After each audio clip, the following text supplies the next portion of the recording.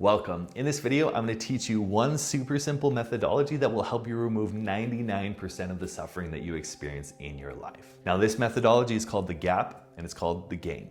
This was first introduced to me by a man named Dan Sullivan. So if you're more interested in his content and what he shares, I'd recommend Google searching him, reading some of his books, because he goes more in depth into what this actually is. But fundamentally, I've broken it down here, so we'll go through that. It's really easy to understand. It basically is saying that there's two ways of seeing the world. We can either see the world through the lens of the gap, or we can see the world through the lens of the gain. Now, the bonus of seeing it through the gap is there is no bonus. It's suffering. Honestly, whenever we're viewing life through the gap, all that we're doing is suffering. We're creating more and more suffering for ourselves in our lives. But when we view life through the gain, well, that's when we begin to see life is happening for me. We begin to have lessons of gratitude. We begin to look at what we're learned. We begin to pull out positivity, joy, and happiness. And fundamentally, if you want to live a happy life, then you're going to want to begin to shift into seeing life through the lens of the gain. If you want to continue to live a life of suffering, then you want to continue to seeing life through the lens of the gap. So what are they? What is the gap and what is the gain? Let's get right into that. So the gap.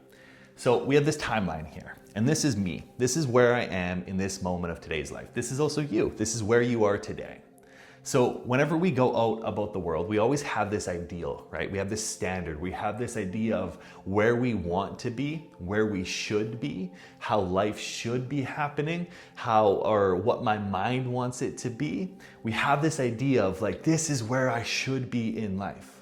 And whenever we have that ideal and we measure ourselves against it, we create what's called the gap. And when we have that gap, well, we have suffering. And that's just fundamentally true. So some examples are this, and I can give you a real life example right now.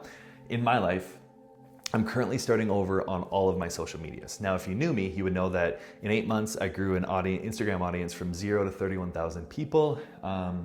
You would know that I've had YouTube channels with 4,000 or 5,000 subscribers over, and currently I'm starting over. My videos on Instagram on the same account are only reaching maybe 800, 900, maybe 1,000 people relative to the millions of views that I used to get.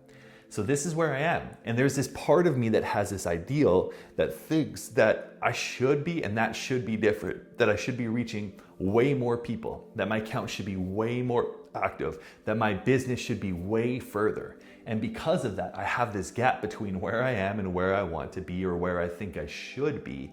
Key word is the should. We use this whenever there should.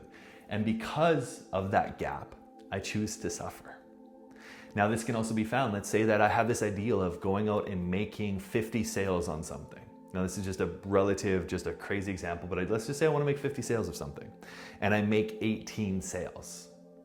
So I had this standard that I set for myself where I wanted to make 50 sales, and I didn't meet that. So because of that gap, I'm going to be really hard on myself. I'm going to beat myself up and be like, I can't believe I didn't make 50 sales. This sucks. This is the worst. That's the gap. We do this everywhere in life. We do this with our kids. We have this ideal and this standard of how we think our kids should be. And when they don't meet that, when we see what's actually happening, that our kids are messy, that they're unorganized, that they're unhelpful, that they're unkind sometimes, we judge them against this ideal of how we think they should be and how they should be. And because of that, we point out their flaws, we criticize, we get upset with them, we point out all the negative things that they're doing wrong, and we create the gap. And whenever we live in the gap, we suffer. And that's where 99% of our suffering exists. It's always looking, because our mind is like that. We are psychologically conditioned since we're young to always point out the negative, because that's what keeps us safe. Our brain is hardwired for safety.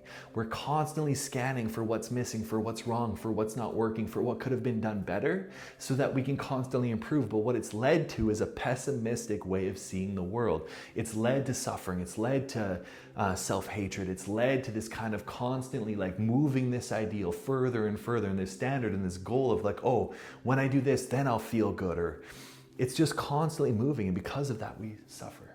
So what is the gain then, right? What is the solution to that? Well, the gain is a little bit different. We have the same timeline, but I didn't draw a little guy. We'll draw a little guy there. But instead of judging ourselves to some ideal, what we do is we look at, this is where we are, and we look at how far we've come. how much we've learned, how much we've grown.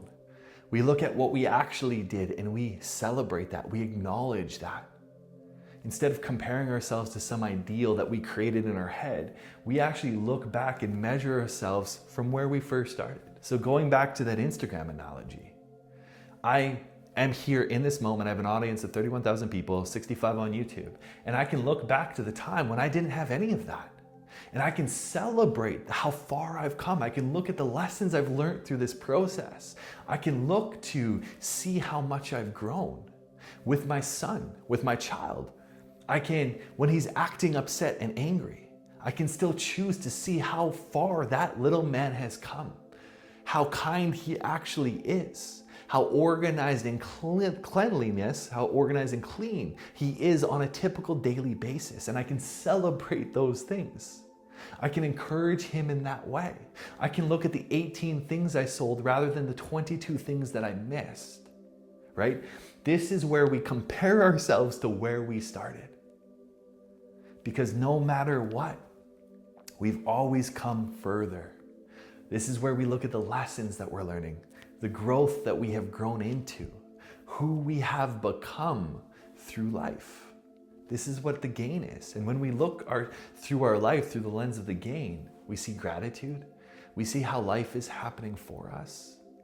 We see abundance and love, and we feel happy. We feel joy. We feel fulfilled. Because we're understanding that we're comparing ourselves to where we started rather than to where we think we should be. Now, this example goes for everything, right? If I'm 5 minutes late for this event that's happening or going on with my partner, and we're 5 minutes late and I'm getting super worried and super scared and I'm thinking about how it should be. I shouldn't be late. We should be on time. I'm comparing myself to the ideal, and because of that, I'm creating a gap instead of looking at the gain. Of like, wow, I get to go and experience this beautiful event with my partner. We get to go have a really good time. Far out, right? It's how we want to see it. Do we want to see all the ways in which we think that the world should be and what should be happening? This is the realm of the shoulds. This is the realm of reality. This is the realm of looking back to see, oh wow, the good, the great, the gratitude, the exciting things that are coming. So that's the gap in the game in a nutshell. I love to hear, if you take a look into your life right now, how do you see life predominantly? Do you see life through the gap? Do you see life through the gain? And whenever you notice that you're seeing life through the gap, how can you shift that into seeing life through the gain? I'm curious if in this moment there's something that comes up for you where you can do that. Please comment down in the comments down below and let me know. Let me know an example of that in your life in this current moment.